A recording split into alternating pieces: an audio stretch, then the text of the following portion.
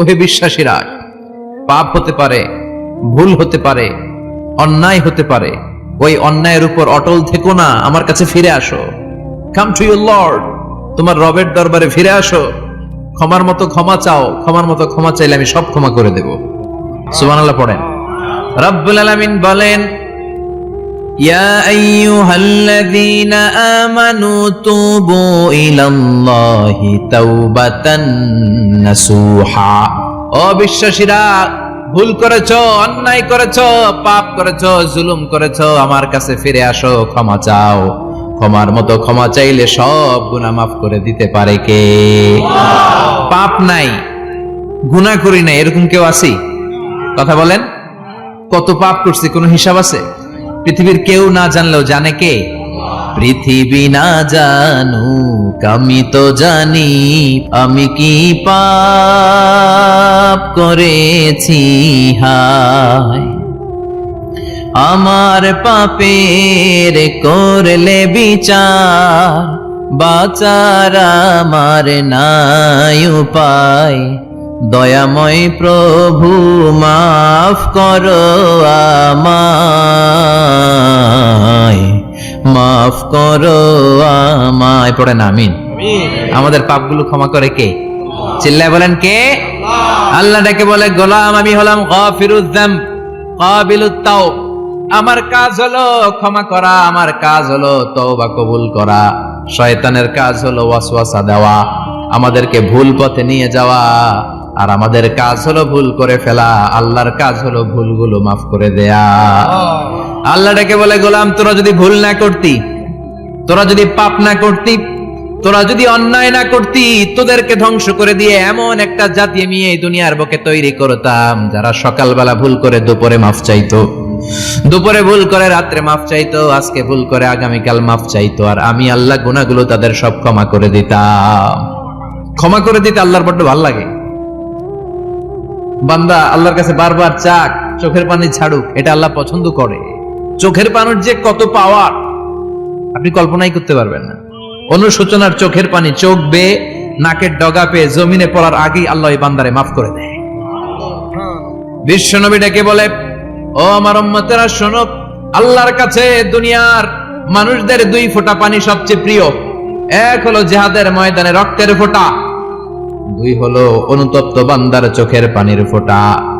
কত ভুল আপনি করেছেন, কত অন্যায় আপনি করেছেন, কত পাপ আপনার হয়েছে, কত মিথ্যা আপনি বলেছেন, কয় ওয়াক্ত নামাজ ছেড়েছেন, কয় লাখ টাকা ঘুষ খেয়েছেন, কত যৌতুক আপনি খেয়েছেন, কত মিথ্যা আপনি বলেছেন। আপনার পাপ যত বড় হোক, যত বিশাল হোক, যত বেশি হোক, আল্লাহর দয়ার পরিসীমা তার চাইতেও বড়। আপনার পাপ, আপনার অন্যায়, আপনার জুলুমগুলো যদি হয় খালের পানির সমান, বিলের পানির সমান, আল্লাহর দয়া সাগরের পানির সমান। আপনার পাপ যদি হয় সাগরের পানির সমান, আল্লাহর দয়া মহাসাগরের পানির সমান। আপনার পাপ আর অন্যায় যদি হয় পাহাড়ের সমান, আল্লাহর দয়া আকাশের সমান। আপনার পাপ যদি হয় আকাশের সমান, আল্লাহর দয়া আরশের সমান। এজন্য আল্লাহ বললেন, ইয়া আইয়ুহাল্লাযীনা আমানু তুবু ইলাল্লাহি তাওবাতান নাসুহা। ও আমার গোলাম, তুই তোর নিজেরে যত বেশি ভালোবাসিস, তার চেয়েও আমি তোরে বেশি ভালোবাসি। তোর বাবা মা তোরে যত বেশি ভালোবাসে, তার চেয়েও আমাদেরকে বেশি ভালোবাসে কে? আল্লাহ বললেন, ভালোবাসারে তৈরি করার পরে আমি 100 টুকরা করলাম। চিল্লায় বলেন, কয় টুকরা? 99 টুকরা ভালোবাসা আমি আল্লাহ নিজের মধ্যে রেখে দিলাম। 1 টুকরা ভালোবাসা গোটা বিশ্বের সবার মধ্যে আমি ভাগ করে দিলাম। 1 টুকরা ভালোবাসা পেয়ে আমাদের অবস্থা দেখছেন? আল্লাহ যদি 1 টুকরা না দিয়ে আমাদের 30 টুকরা দিত, কথা কন, 1 টুকরা না দিয়ে 80 টুকরা দিলে কি হইতো? কথা কয় না। 14 ফেব্রুয়ারি কবে? কথা কন।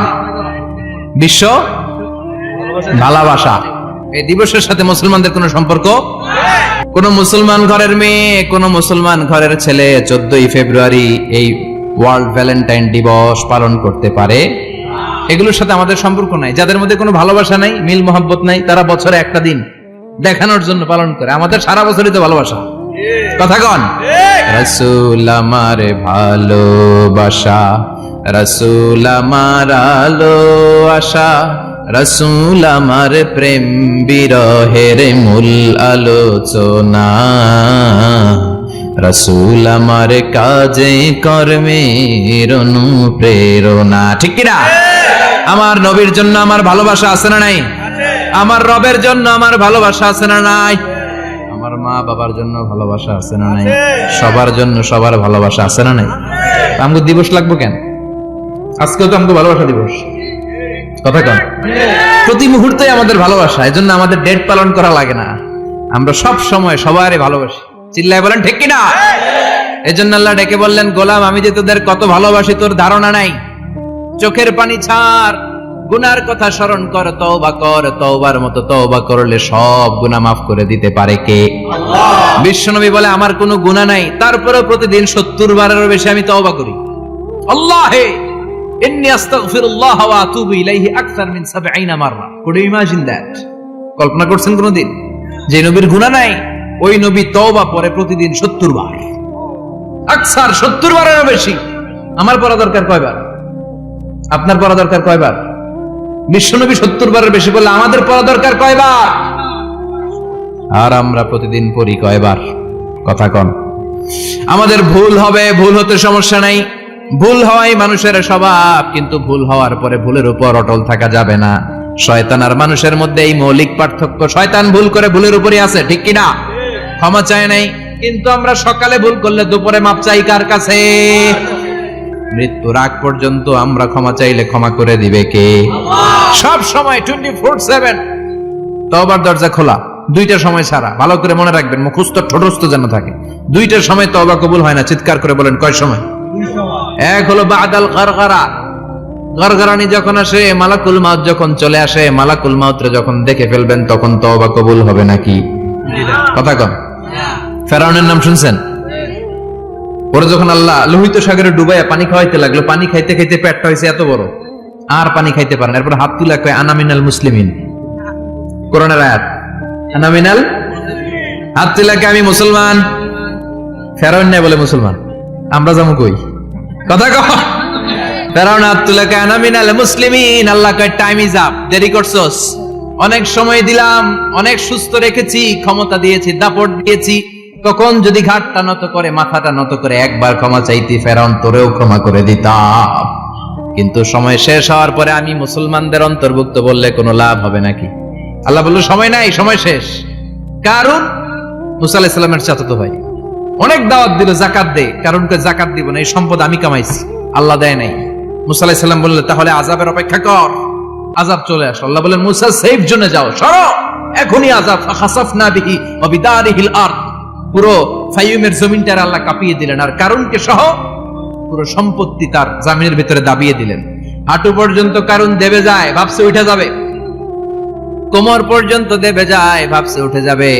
গলা পর্যন্ত যখন দেবে যায়, আর সুযোগ নাই। কয় মুসা আমার সব সম্পত্তি তোরে আর তোর আল্লাহরে দিয়ে দিলাম, আমারে বাঁচা, আমারে সব সম্পত্তি তোর আর তোর আল্লাহ, আমারে খালি বাঁচা, চাচা আপন প্রাণ।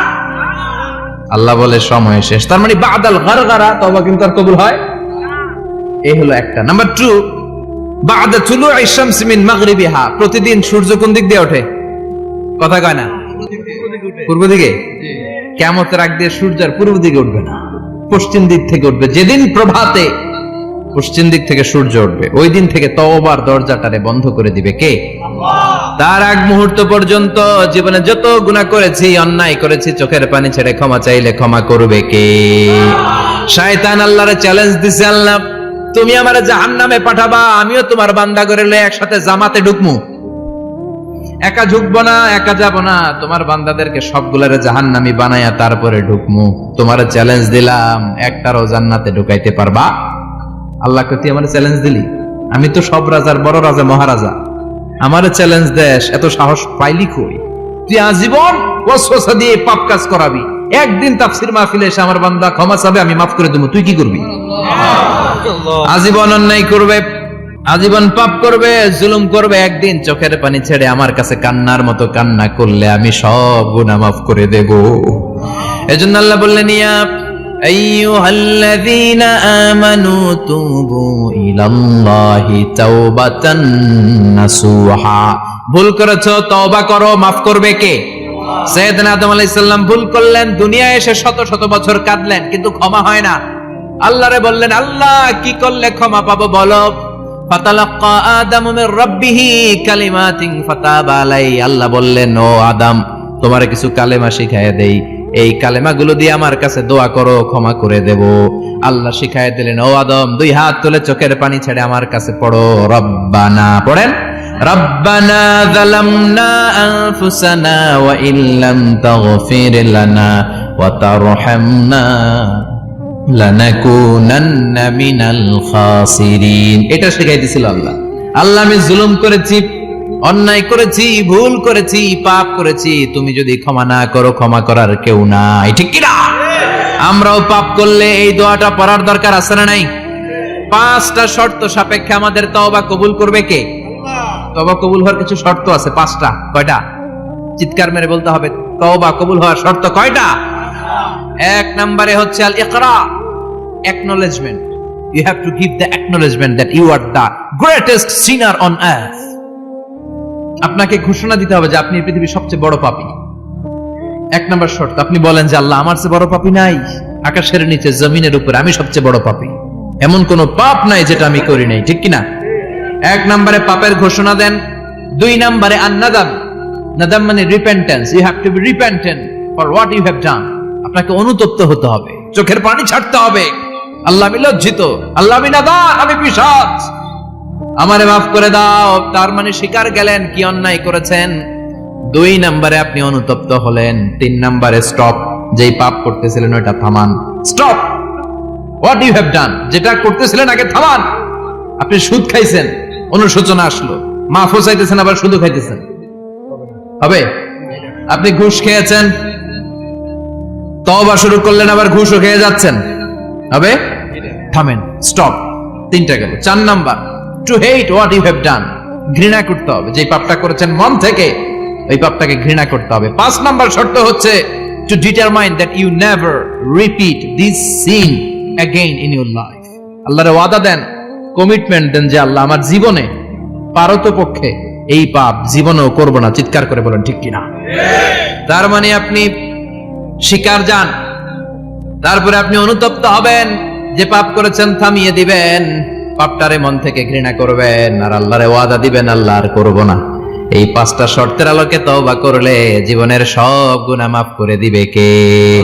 এজন্য আল্লাহ বললেন, ইয়া আইয়ুহাল্লাযীনা আমানু তুবু ইলাল্লাহি তাওবাতান নাসুহা। তওবার মতো তওবা করো, সব গুনাহ মাফ করতে পারে কে? তওবা করবেন তো? রাজি আছেন? কবে করবেন? এই মুহূর্তে তওবা করলাম, এই মুহূর্তে আল্লাহর কাছে ক্ষমা চাই, আল্লাহ জীবনের সব গুনাহ মাফ করে দাও। আমাদের দেশে তওবা করার জন্য হুজুর লাগে, কথা কন? পিসা হুজুর, বড় হুজুর, ছোট হুজুর, হাফেজ সাহেব লাগে না? হাফেজ সাহেব, ইমাম সাহেব, এদের ছাড়া নাকি তওবা হয় না। না, এটা ভুয়া কথা। আপনি অনুতপ্ত হন, আপনি চোখের পানি ছাড়েন, আপনি আপনার রবরে বলেন, ক্ষমা করে দিবে কে? ইমাম সাহেব আসতে হবে, শর্ত না। পীর সাহেব হুজুর এসে হুজুরের হাতে হাত রেখে তওবা পড়তে হবে, শর্ত না। আপনার রবরে ডেকে চোখের পানি ছেড়ে ক্ষমা চান, ক্ষমা করবে কে? আর প্রতিদিন শতবার পড়তে থাকবেন আস্তাগফিরুল্লাহ। আওয়াজ করে সবাই পড়েন আস্তাগফিরুল্লাহ, আর জোরে পড়েন আস্তাগফিরুল্লাহ। বিশ্বনবী বলেন, মান লাজিমাল ইস্তিগফার জাআলাল্লাহু লাহু মিন কুল্লি দিকিন মাখরাজা। সব সময় ইস্তিগফারের সাথে যে লেগে থাকবে, রব্বুল আলামিন তারে 5টা জিনিস দিবে। কয়টা? কথা কন, আরো জোরে সবাই বলেন, কয়টা? নাম্বার 1, জাআলাল্লাহু লাহু মিন কুল্লি দিকিন মাখরাজা। বিপদে পড়লে বিপদ থেকে উদ্ধার করবে কে? আমাদের তো কোনো বিপদ নাই না? আছে। কত বিপদ, হ্যাঁ? রাস্তাঘাটে দুর্ঘটনা হতে পারে, যে কোনো সময় ভূমিকম্পে পড়তে পারি, বজ্রপাত পড়তে পারে না, ঠেড়া বইরা মানুষ নাই, আছে না নাই? এই বিপদ আপদ থেকে আপনারা রক্ষা করবে কে? যদি আপনি ইস্তেগফারের সাথে আঠার মতো লেগে থাকেন। কিসের সাথে? কথা বলেন। ইস্তেগফারের সাথে লেগে থাকতে পারলে 1 নাম্বার হচ্ছে বিপদে পড়লে আপনারে মুক্ত করে দিবে কে? 2 নাম্বার, ওমিন কুল্লি হাম্মিন ফারাজা। যে কোনো ধরনের টেনশন, হাইপার টেনশন থেকে বাঁচায় দিবে কে? আমাদের তো টেনশন মেনশন নাই না? আছে। লাইফ নিয়ে টেনশন, বাঁচার টেনশন, মরার টেনশন, ক্যারিয়ারের টেনশন, রাস্তাঘাটে যানজট এটার টেনশন, পুলিশের দৌড়ানি, র্যাবের দৌড়ানি, বাড়ির ভাড়া, গ্যাস বিল, বিদ্যুৎ বিল, ছেলে মেয়েদের লেখাপড়া, কত টেনশন। এই সব টেনশন থেকে আপনারে মুক্ত করে দিবে কে? 3 নম্বরে ওয়ারযুকহু মিন হাইসু লা ইয়াহতাসিব, এমন জায়গা থেকে আল্লাহ আপনার রিজিকের ব্যবস্থা করবে আপনি কল্পনাই করতে পারবেন না। সুবহানাল্লাহ পড়েন। 4 নম্বরে সবসময় ইস্তেগফার যদি পড়া হয় আল্লাহর কোনো আযাব ওই বান্দার উপরে আসে না। ওমা কানাল্লাহু মুআযযিবাহুম ওয়া হুম ইস্তাগফিরুন।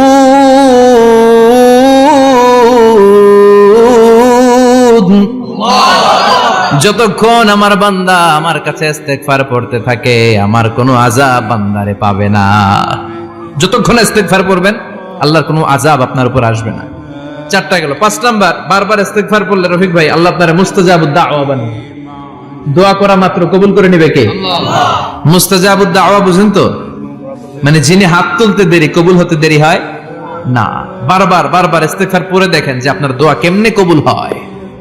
ইমাম আহমদ ইবনে হাম্বলের নাম শুনেছেন? হাম্বলি মাযহাবের প্রতিষ্ঠাতা। হানাফি, শাফিঈ, মালিকি, 4 নাম্বারটা আপনারা বলেন হাম্বলি। এই হাম্বলি মাযহাবের ইমামের নাম আহমদ ইবনে হাম্বল, জগৎ বিখ্যাত মুহাদ্দিস। একক স্বতন্ত্র হাদিসের কিতাব হিসেবে পৃথিবীতে সবচেয়ে বড় যে হাদিসের কিতাব ওইটার নাম মুসনাদ আহমদ ইবনে হাম্বল। 40,000 হাদিসের কালেকশন আছে এটা। এই ইমাম আহমদ ইবনে হাম্বল ওনার শেষ জীবনটা হাদিস পড়ানো, হাদিস কালেকশনের জন্য ব্যয় করেছেন। শহরের পর শহর, দেশ থেকে দেশ, দেশান্তরে ঘুরতেন একটা হাদিসের জন্য। উনি সফরে বেরিয়েছেন হাদিস কালেকশনের জন্য। প্রচন্ড শীতের রাত, উনি মাগরিবের নামাজ, এশারের নামাজ পড়ে একটা মসজিদে শুয়ে পড়লেন আর শুয়ে শুয়ে হাদিস পড়তেছেন। কি পড়তেছেন? কথা বলেন। আর মনে মনে ভাবলেন রাতটা মসজিদে কাটায় দেই, ফজরের নামাজ পড়ে আবার বেরোবো।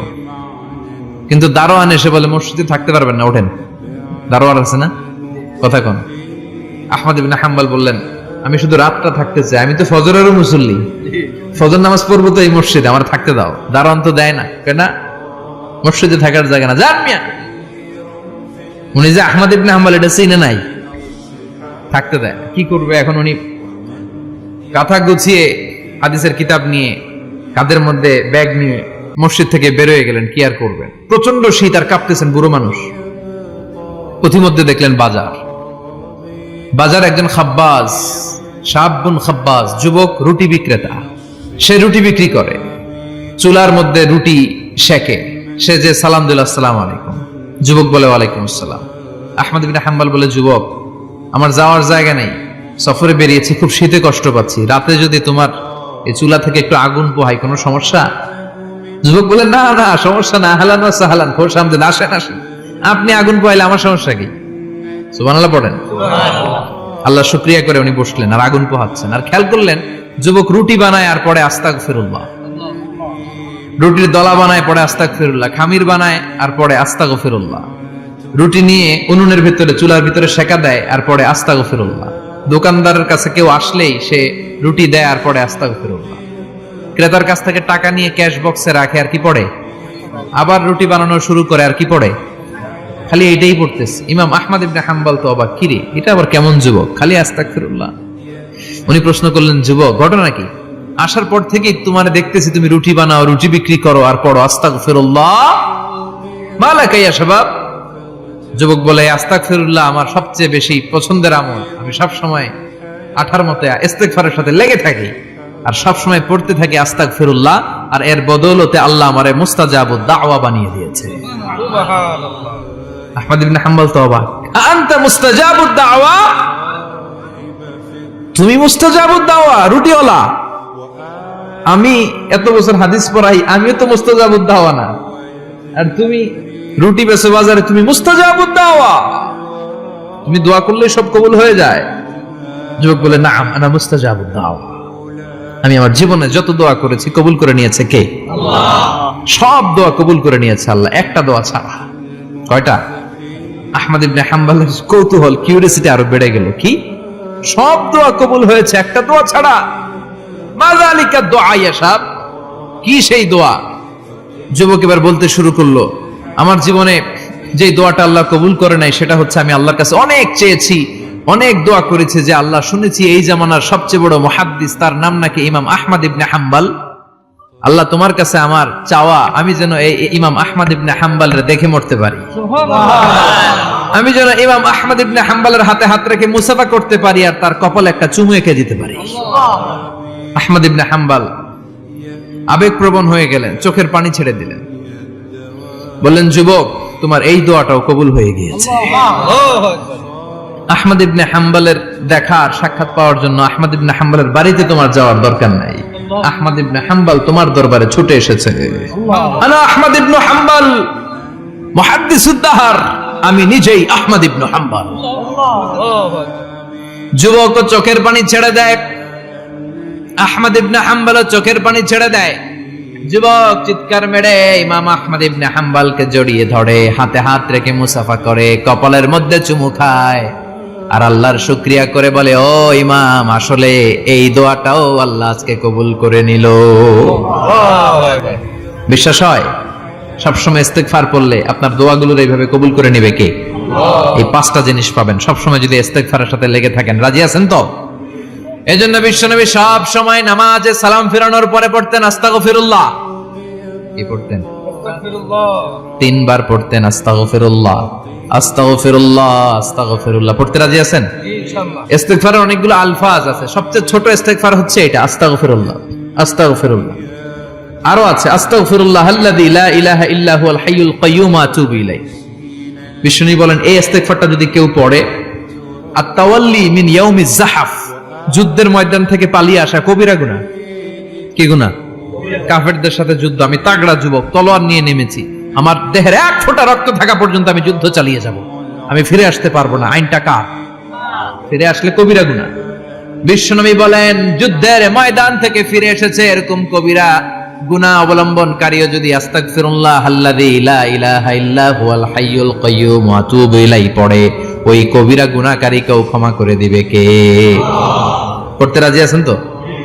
আবার সাইয়েদনা আবু বকর বললেন, ইয়া রাসূলুল্লাহ আল্লিমনি দুআআন আদউ বিহি ফি সালাতি, এমন দোয়া আপনি আমারে শিক্ষা দেন যে এই দোয়াটা আমি নামাজে পড়তে পারি। বিশ্বনবী বললেন, পড়ো, আল্লাহুম্মা ইন্নী যালামতু নাফসি যুলমান কাসীরান ওয়া লা ইয়াগফিরুয যুনুবা ইল্লা আনতা ফাগফিরলি মাগফিরাতাম মিন ইনদিক ইন্নাকা আনতাল গফুরুর রহিম। সুবহানাল্লাহ পড়েন। এটাও ইস্তেগফার।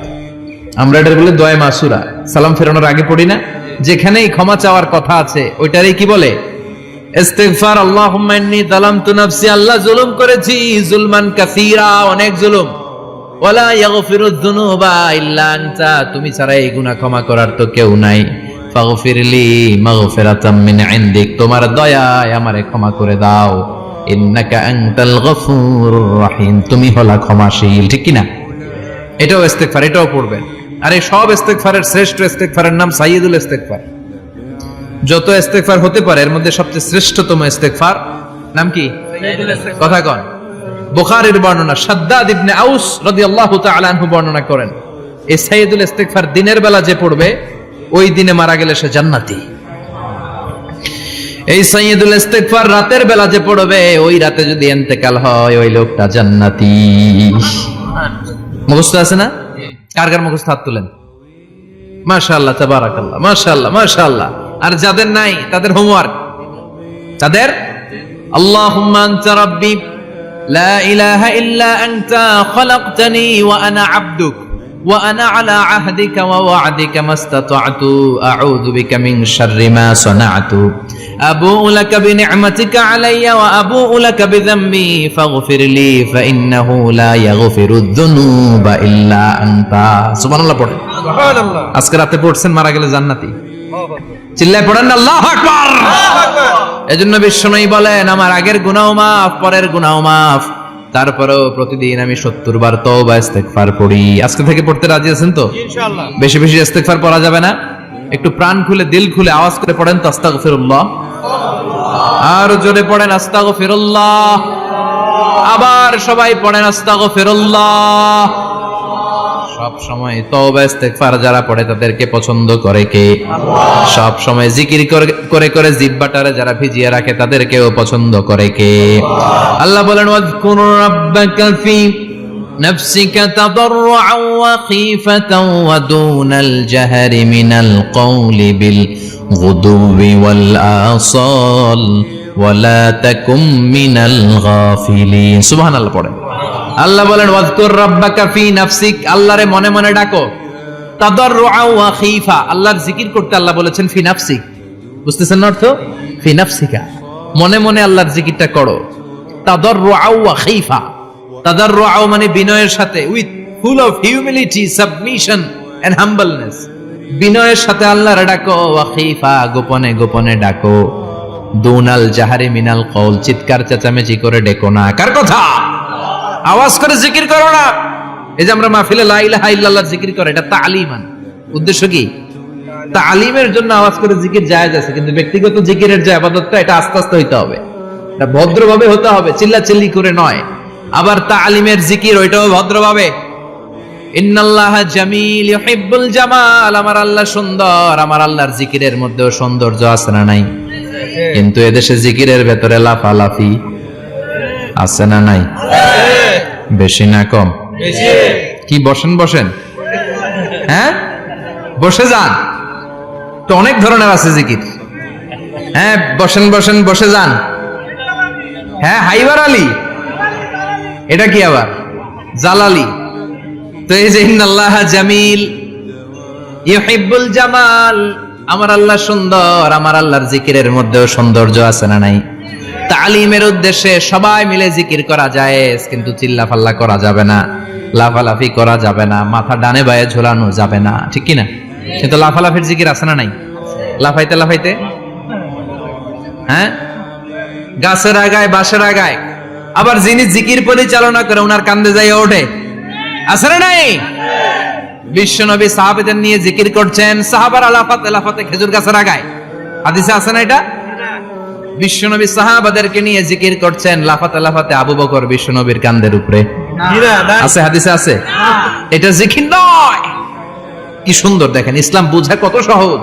ওয়াজকুর রাব্বাকা ফি নাফসিকা তাদাররুআ ওয়া খীফা, গোপনে জিকির করো, ভদ্রতার সাথে বিনয়ের সাথে জিকির করো। ওয়ালা তাকুম মিনাল গাফিলিন, দুনাল জাহারি মিনাল কওল, চিৎকার চেঁচামেচি করে জিকির করো না। যারা চিকফাল দিয়ে হই হই হই হই করে, আছে না? হই হই হই হই হই হইয়ের ভিতরে আল্লাহর নাম আছে। হ্যাঁ এই যে হুই হাই হুই হাই, এই স্টাইলের যে জিকির, এটার ভিতরে আমার আল্লাহর নাম আছে? আল্লাহর নাম যদি না থাকে ওইটা জিকির হবে? কথা বলেন। বিষ্ণু বললেন খবরদার, চিৎকার চেঁচামেচি করে লাফালাফি করে যারা জিকির করে, এরা মনে করে আল্লাহ কানে শুনে না। কথা বলেন। আপনি গোপনেও আল্লাহর ডাকলে আপনার ডাকে সাড়া দিবে কে? এজন্য রাব্বুল আলামিন বলেন ফাযকুরুনি আযকুরকুম ওয়াশকুরুলি ওয়ালা তাকফুরুন। বান্দা আমার জিকির তোমরা করো, আমিও তোমাদের জিকির করব, ঠিক কি না? আমরা যদি আল্লাহর জিকির করি, আমাদের জিকির করে কে? সুবহানাল্লাহ কইবেন না? আমরা আল্লাহর জিকির করে, আল্লাহ নাকি আমাদের জিকির করে? জানো তো কথা এটা? আবার হাদিসে কুদসিতে আল্লাহ বলেন ফাইন যাকারানি ফি নাফসি যাকারতুহু ফি নাফসি, আমার বান্দা যদি একা একা আমার জিকির করে, আমি আমার বান্দার একা একা স্মরণ করি। ওয়া ইন যাকারানি ফি মালাইন যাকারতুহু ফি মালাইন খায়রিম মিনহু, এরকম মহা সম্মেলন করে যদি কেউ আমি আল্লাহর জিকির করে, আমি এর চেয়েও বড় মহা সম্মেলন ফেরেশতাদেরকে নিয়ে করে আমার বান্দারে স্মরণ করি। ওয়া ইন তাকাররাবা ইলাইয়া শিবরান তাকাররাবতু ইলাইহি যিরাআন, আমার বান্দা যদি আমার দিকে এক বিঘত আসতে চায়, আমি আমার বান্দার দিকে এক হাত এগিয়ে যাই। আমার বান্দা যদি আমার দিকে এক হাত আসতে চায়, আমি আমার বান্দার দিকে দুই হাত যাই। ওয়া ইন আতানি ইয়ামশি আতাইতুহু হারওয়ালা, আমার বান্দা যদি আমার দিকে হেঁটে হেঁটে আসতে চায়, আমি আমার বান্দার দিকে দৌড়ে দৌড়ে যাই। সুবহানাল্লাহ বলেন।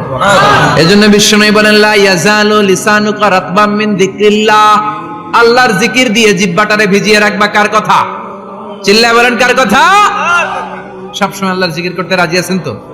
সবচেয়ে শ্রেষ্ঠ জিকির বিশ্বনবী বললেন আফদালু যিকরি লা ইলাহা লা ইলাহা লা ইলাহা ইল্লাল্লাহু মুহাম্মাদুর রাসূলুল্লাহ সাল্লাল্লাহু। সবচাইতে শ্রেষ্ঠ জিকির লা ইলাহা, এর চেয়ে শ্রেষ্ঠ জিকির আছে? কথা বলেন।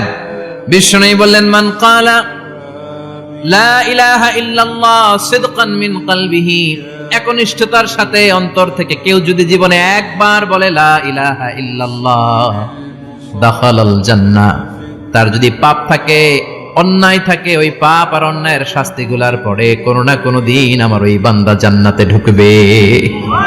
একবার যদি খালিসান মিন কলবিহি সে পড়ে লা ইলাহা ইল্লাল্লাহ, তার জন্য জান্নাতকে অবধারিত করে দিয়েছে কে?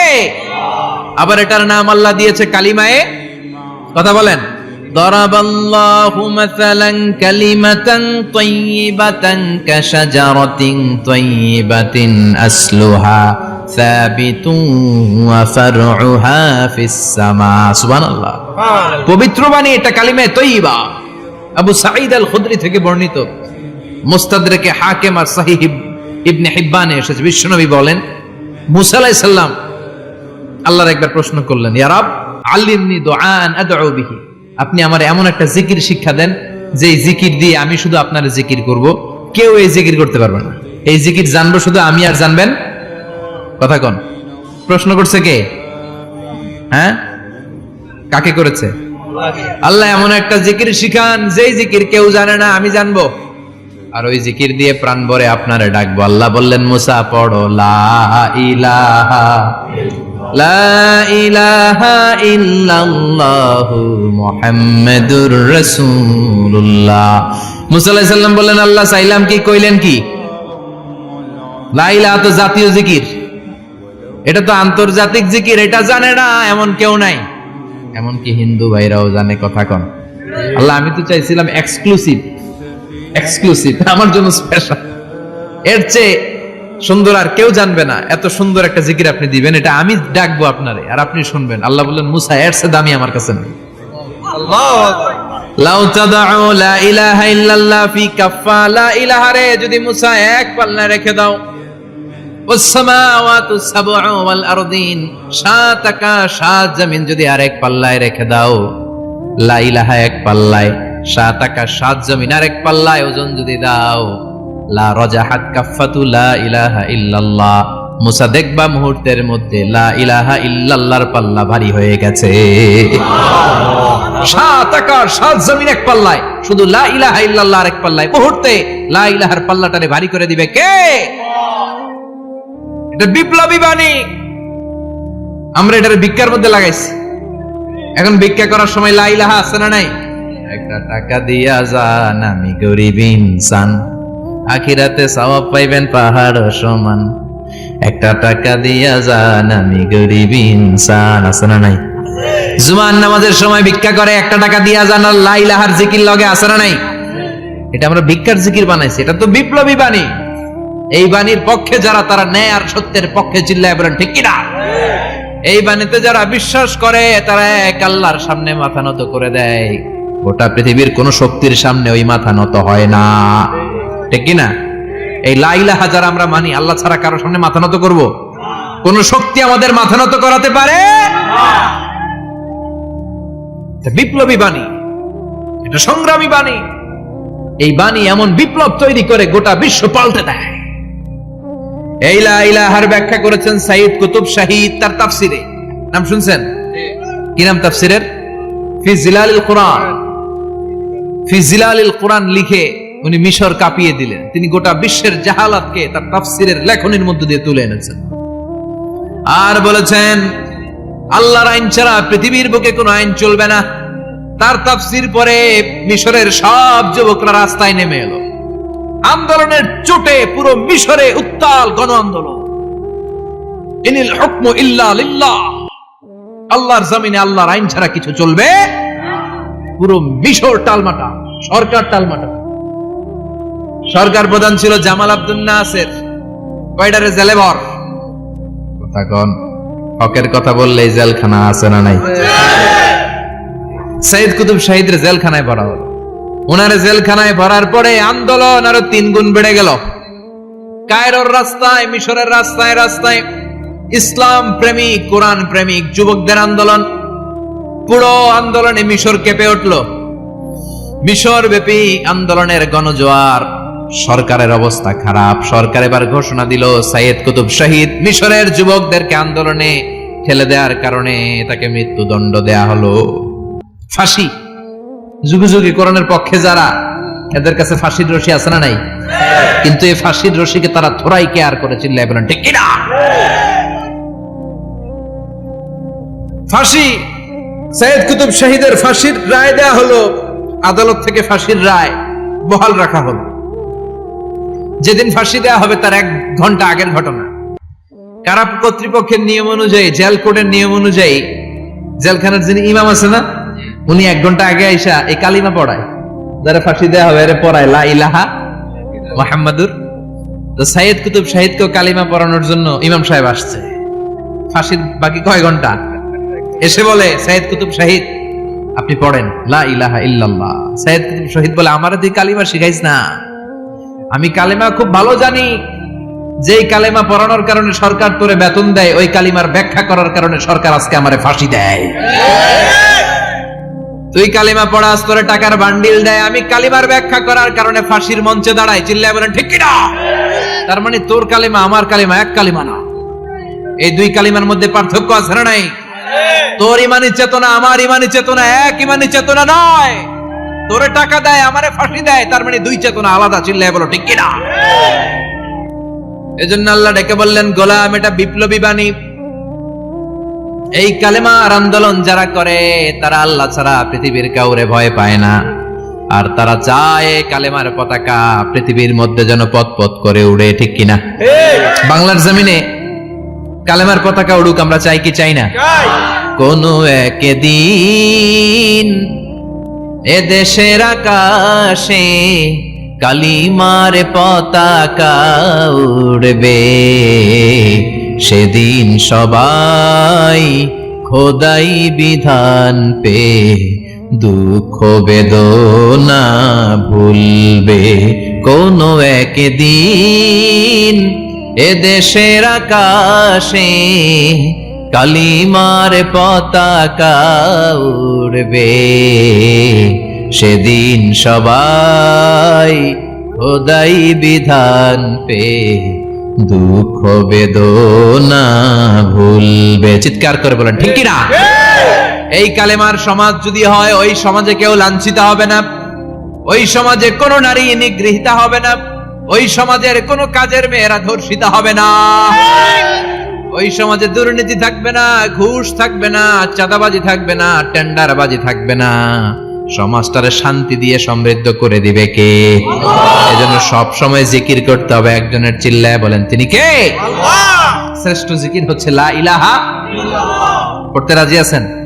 সব সময় জিকিরটা করতে রাজি আছেন? Every night and every day, every night and every day, never forget to say la ilaha illallah, never forget to say la ilaha illallah. পড়েন every night and every day, every night and every day, never forget to say la ilaha illallah, never forget to say la ilaha illallah, never forget to say la ilaha illallah. When you're walking down the street, use your time and repeat and say in every heartbeat la ilaha illallah. When you're walking down the street, use your time and repeat and say in every heartbeat la ilaha illallah. Every night and every day, every night and every day. Never forget to say la ilaha illallah. চিল্লায় বলেন ঠিক কি না? দিনে রাতে যে কোনো মুহূর্তে আমাদের জিহ্বার মধ্যে থাকবে কি? কথা বলেন, জিহ্বায় থাকবে কি? এজন্য বিশ্বনবী বললেন আফদালুয যিকরি লা ইলাহা ইল্লাল্লাহ, আল্লাহর কাছে সবচাইতে প্রিয় জিকির হলো লা ইলাহা ইল্লাল্লাহ। আবার বিশ্বনবী বললেন আহাব্বুল কালামে ইলাল্লাহি আরবাআ, আল্লাহর কাছে সবচাইতে প্রিয় কথা হলো চারটা। কয়টা? সুবহানাল্লাহ, আলহামদুলিল্লাহ, লা ইলাহা ইল্লাল্লাহ। সুবহানাল্লাহ,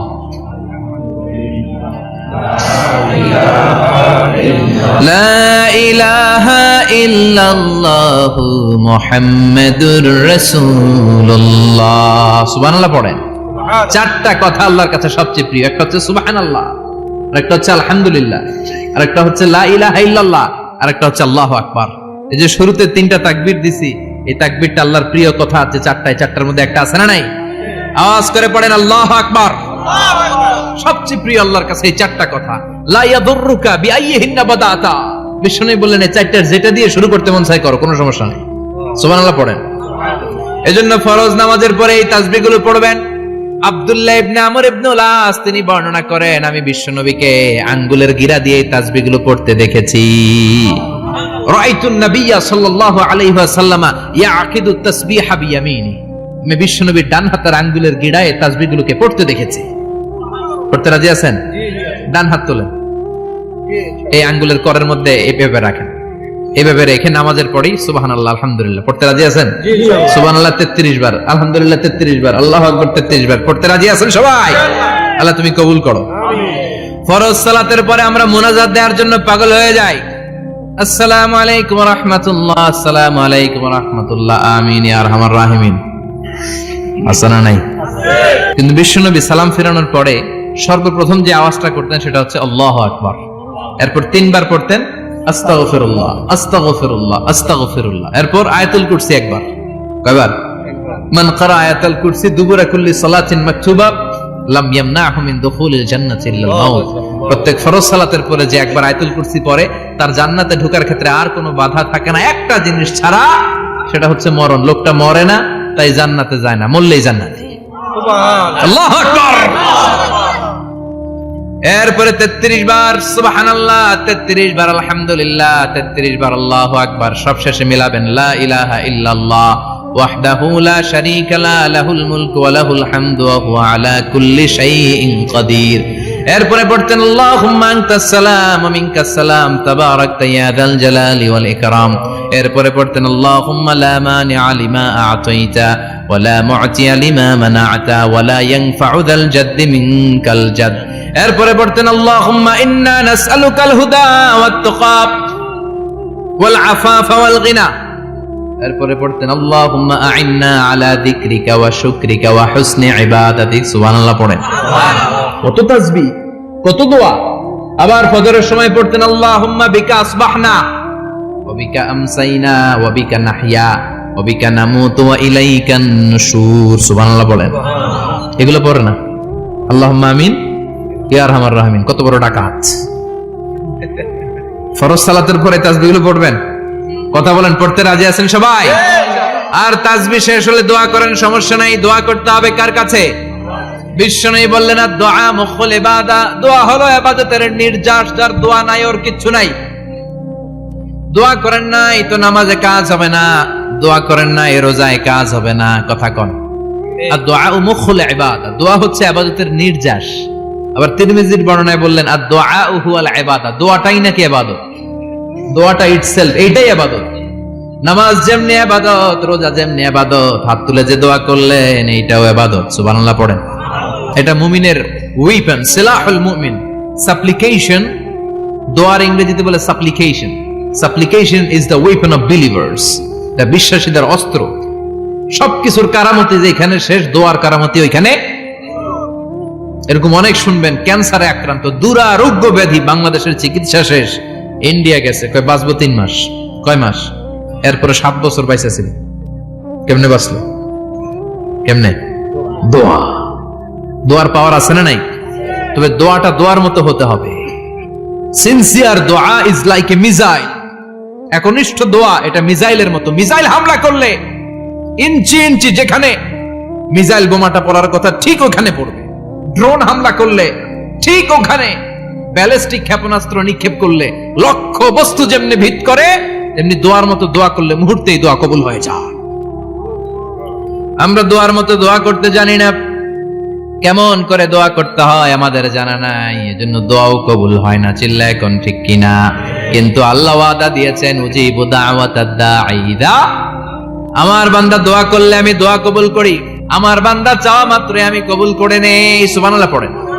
যত দোয়া আপনি করেছেন সব কবুল, সব, অল অফ ইউর দুআস আর অ্যাকসেপ্টেড, সব কবুল হইছে আল্লাহর কসম। অনেকে বলবে হুজুর এটা আবার কি কইলেন, এতক্ষণ তো ভালোই কইতেছিলেন।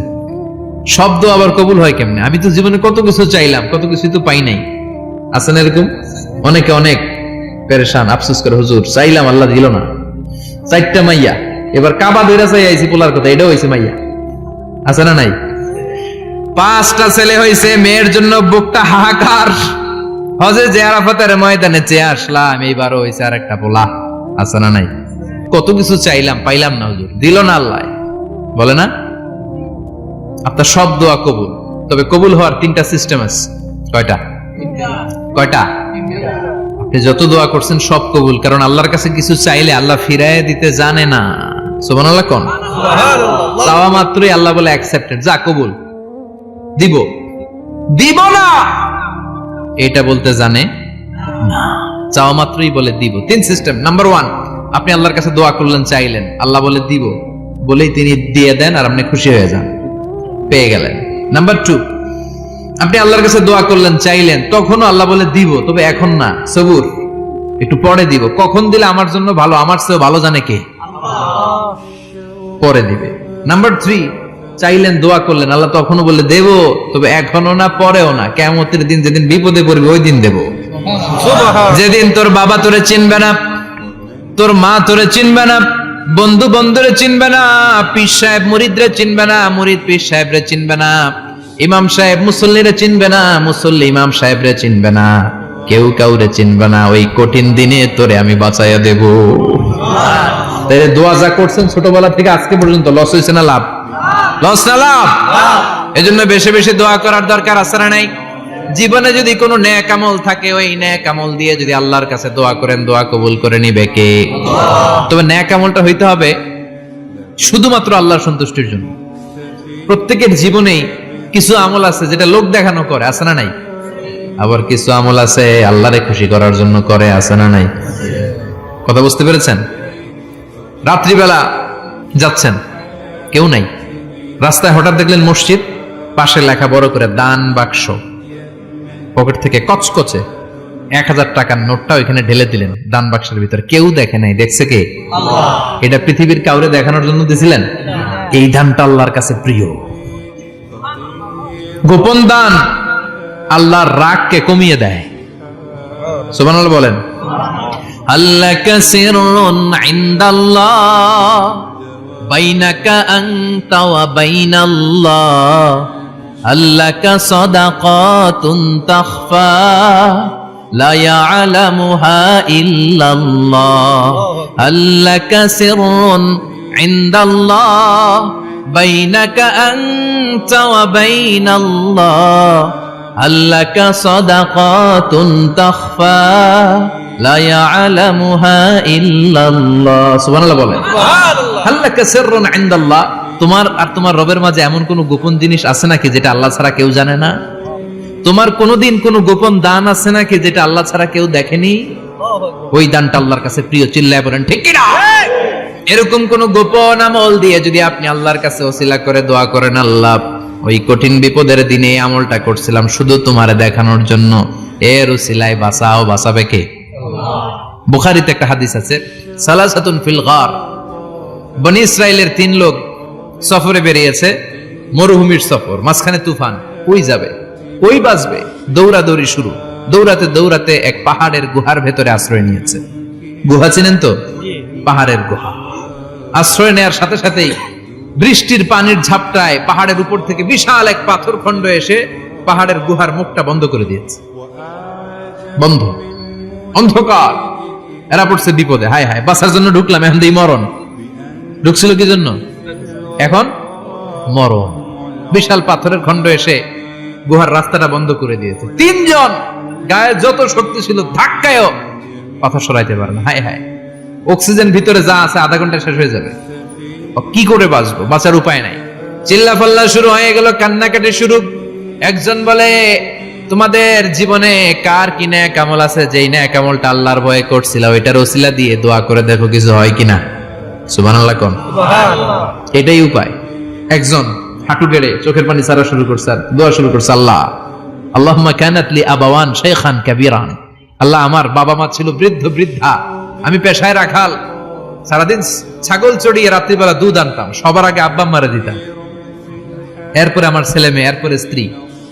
একদিন গভীর রাতে এসে দেখি আব্বা আম্মা ঘুমায়, দুধের বাটি নিয়ে আব্বা আম্মার মাথার সামনে দাঁড়িয়ে রইলাম। ছেলে মেয়েগুলো আব্বা এসে বলে, আব্বা দুধ দাও। আমি বললাম পরে, আগে আব্বা আম্মা খাবে তারপরে তোরা।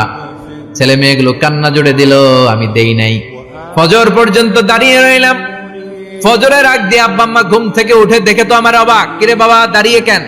বললাম প্রতিদিন দুধ খেয়ে ঘুমাও, আজকে আগে আগে ঘুমিয়েছো, দুধ খাও নাই, তোমাদেরকে আগে দিব বলে দাঁড়িয়ে রইলাম।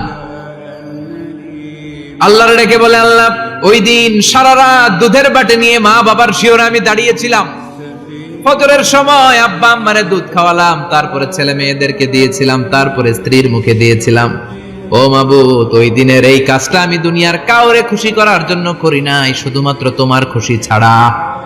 ওই রাতের ইবাদত যদি তোমার দরবারে ভালো লেগে থাকে, ফাফাররিজ আন্না মা নাহনু ফি, আজকের বিপদের দিনে কেউ বাঁচানোর নাই, তুমি আমাদের বাঁচাও।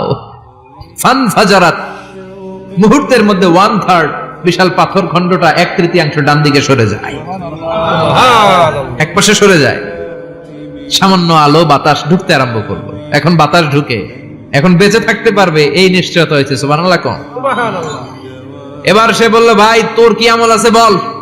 দ্বিতীয় জন হাঁটু গেড়ে আবার চোখের পানি ছেড়ে আল্লাহরে ডেকে বলে, মাবুদ আমার এক চাচাতো বোন ছিল, কানাত লি ইবনাতু আব জামিলা ওয়া কুনতু উহিব্বুহা কাআশাদ্দি মা ইউহিব্বুর রিজাল আন-নিসা। আল্লাহ সুন্দরী অনন্যা অপ্সরী প্রিয়ংবদা অনুসুয়া গুণবতী রূপবতী আমার এক চাচাতো বোন ছিল, তার প্রেমে আমি ছিলাম পাগল পাড়া, কিন্তু সে তো আমার ডাকে সাড়া দেয় না। অনেক চেষ্টা করলাম তারে পাওয়ার জন্য। চাচাতো বোন আমারে বলে, 100 স্বর্ণ মুদ্রা যেদিন দিতে পারবা ওই দিন আমারে পাবা। এবার আমি স্বর্ণ মুদ্রা কালেকশনের কাজে লেগে গেলাম। বছরের পর বছর চেষ্টা করে 100 স্বর্ণ মুদ্রা যেদিন পেলাম ওই দিন চাচাতো বোনের কাছে গেলাম, যে তার হাতে স্বর্ণ মুদ্রা দিলাম, বললাম চলো এবার আমরা অপকর্ম করি। স্বর্ণ মুদ্রা পেয়ে সেও খুশি, আমিও খুশি। সে পাইছে স্বর্ণ, আমি পাইছি তারে। গোপন একটা রুমের ভেতরে ঢুকলাম, দুজনে জামা কাপড় খুলে ফেললাম, নেকেড হয়ে পাপ কাজ শুরু করব। ইন দা মিন টাইম আমার চাচাতো বোন আমারে বলে, ও আমার চাচাতো ভাই, আমারে তুই আমার সতীত্ব তুই নষ্ট করে দিস না, ইত্তাকিল্লাহ, আমার সম্ভ্রম তুই শেষ করে দিস না, ইত্তাকিল্লাহ, আল্লাহরে ভয় কর। আল্লাহ ওই মুহূর্তে ফিরে আসা কঠিন কঠিন, কিন্তু ইত্তাকিল্লাহ, আল্লাহরে ভয় করে এই শব্দটা যখন শুনলাম আমার ভিতরটা কেঁপে উঠেছে। আমি মুহূর্তে তোমার ভয়ে জামা পড়ে ওই রুম থেকে চিৎকার মেরে বেরিয়ে গিয়েছি। আল্লাহ সেদিন আমি পাপ কাজ করি নাই, সেদিন আমি মনের খায়েশ মিটাই নাই, তোমার ভয়ে সেদিন আমি দৌড়ে পালিয়েছি। ওই দিনের ইবাদতটা আমলটা যদি তোমার কাছে ভালো লেগে থাকে, ফাফাররিজ আন্না ফিমা নাহনু ফি, আজকে যেই বিপদে আছি তুমি বাঁচাও। বলার সাথে সাথে 2/3 2/3 পাথরের খণ্ডটা আরো ডান দিকে সরে যা। সুবহানাল্লাহ পড়েন। এবার আরো বড় ফাঁকা হয়েছে। এবার তারা বেরোতে চেষ্টা করলো, দেখে মাথা বেরোয়, শরীর বেরোয় না, হাত বেরোয়, পিঠ বেরোয় না, পা বের হয়, দেহ বেরোয় না, আরো সরতে হবে। এবার বাকি আছে কয়জন? সে দোয়া করতে শুরু করলো, আল্লাহ ইস্তাজারতু জারাক, আমি ব্যবসায়ী ছিলাম, অনেক শ্রমিক ভাড়া করে একদিন একটা কাজ করালাম, সব শ্রমিকের টাকা দিয়ে দিলাম। এক শ্রমিক টাকা না নিয়ে ভাগলপুর কই যে গেছে নিজেও জানি না, ওর টাকা আমার কাছে রয়ে গেল। এই শ্রমিককে আর টাকাটা বুঝাই দিতে পারি নাই। এই টাকা দিয়ে আমি কয়েকটা ছাগল কিনলাম, এই ছাগলগুলো বাচ্চা দিল, ওগুলো বাচ্চা দিল, ওগুলো বাচ্চা দিল, দিতে দিতে বিশাল ছাগলের ডেইরি ফার্ম করে ফেললাম তার ওই টাকা দিয়ে। 1 যুগ 12 বছর পরে সে এসে বলে আমার টাকা ফিরায় দাও। আমি বললাম এই যে ছাগলের ডেইরি ফার্ম পুরোটাই তোমার। সে বলে আতাস্তাহজিউ মিন্নি, আমার সাথে ঠাট্টা করো? আমি পাই সামান্য কয়টা টাকা, 1 যুগ আগে যে টাকা পাইতাম ওইটা দিলেই চলবে। আমি বললাম ও শ্রমিক, তোমার টাকা দিয়ে আমি ছাগল কিনে ব্যবসা করেছি, ছাগল বাচ্চা দিয়েছে, বাড়তে বাড়তে বাড়তে বাড়তে আজকের বিশাল এই ডেইরি ফার্ম। এই ডেইরি ফার্মের মালিক আমি নই, তুমি নিয়ে যাও। বলার সাথে সাথে শ্রমিক আনন্দে নাচতে নাচতে ডেইরি ফার্ম নিয়ে যায়। ও আল্লাহ, ওই দিন যদি সে যতটুকু টাকা পাওনা ছিল অতটুকু দিলেই সে খুশি হয়ে যেত। শুধু তোমার খুশির জন্য পুরো ডেইরি ফার্ম আমি তারে দিয়ে দিয়েছিলাম। আল্লাহু আকবার। আল্লাহ, আজকের এই বিপদের দিনে আমার সেদিনের আমলটা যদি তোমার কাছে ভালো লাগে তুমি বাঁচাও। বলতে দেরি, মুহূর্তের মধ্যে বিশাল প্রকাণ্ড পাথর খণ্ডটা অন্যদিকে দৌড়ে চলে যায়। পাহাড়ের গুহা ওপেন, পাথর খণ্ড নাই। আল্লাহর শুকরিয়ার তাকবীর দিতে দিতে 3 জন বের হয়ে যায়। সুবহানাল্লাহ পড়েন। সহিহ বুখারীর বর্ণনা, সহিহ হাদিস। নিজের এমন কোন নেক আমল যদি থাকে যে আমলটা শুধু আল্লাহর জন্য করেছিলাম, ওই নেক আমলের ওসিলা দিয়ে দোয়া করলে দোয়া কবুল করবে কে? করতে রাজি আছেন তো? প্রতিদিন শতবার তাওবা ইস্তেগফার পড়তে রাজি আছেন? আল্লাহর জিকির করতে রাজি আছেন তো? আর বেশি বেশি দোয়া করতে রাজি আছেন? সবাই সবার জন্য দোয়া করব, রাজি আছেন তো? আল্লাহ আমাদের সবাইকে কথাগুলো বুঝার ও আমল করার তৌফিক দান করুক। আমরা পড়ি আমিন। আরো জোরে পড়েন আমিন। যতগুলো কথা বললাম কোরআন সুন্নাহর আলোকে বলেছি, বানিয়ে কিছু বলি নাই। তারপরে আমার মনের অজান্তে কোনো মিস ইনফরমেশন যদি আমার মুখ ফসকে বেরিয়ে যায়, সেগুলো যেন আল্লাহ তাআলা আমাদের স্মৃতিপট থেকে মুছে দেয়। আমরা সবাই পড়ি আমিন।